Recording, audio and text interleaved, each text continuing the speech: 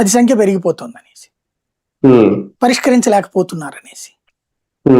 ఒకటేంటంటే మనం ఉపన్యాసాలు ఇచ్చేటప్పుడు నాకు కూడా నేను చాలా మాట్లాడతా. ప్రభుత్వంలో కూర్చున్నప్పుడు ఆ నొప్పి ఏంటో నాకు తెలుస్తుంది.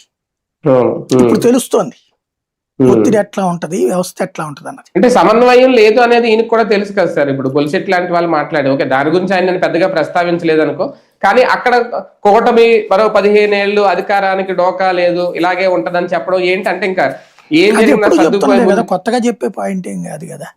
ఇప్పుడు ఒకటేంటంటే ఆయన సొంత పార్టీలో వాళ్ళకి ఒక వార్నింగ్లు ఇస్తున్నాడు. మీరు తెలుగుదేశానికి అనుకూలంగా వ్యవహరించకపోతే నేను ఊరుకోను, తెలుగుదేశాన్ని కాపాడే బాధ్యత మీది, తెలుగుదేశాన్ని వైసీపీ ఇబ్బంది పెట్టినప్పుడల్లా మనం కాపాడాలి, అది మన డ్యూటీ, అలా చేయకపోగా మీరే రైట్ చేస్తే అట్లాగే. ఇప్పుడు బొలిశెట్టి సత్యనారాయణ మాట్లాడిన నిన్న రజనీనో ఎవరో ఒక ఆవిడ, వాళ్ళ లాయర్ అట, వాళ్ళ అధికార ప్రతినిధి, ఆవిడ అంబటి రాంబాబు ఇంటి మీద దాడిని తప్పు పట్టింది. అట్లా కుదురుద్ది అని చెప్పి అడిగింది అమ్మాయి. కాబట్టి ఇప్పుడు అట్లాగా అంటే పార్టీ స్టాండ్ ఏంటి, అంబటి రాంబాబుని ఇప్పుడు నిన్న ఎందుకు అకస్మాత్తుగా ఈయన వచ్చింది, ఎందుకు కాపులు ఇట్లా ఫీలింగ్ తీసుకునేటట్టున్నారు.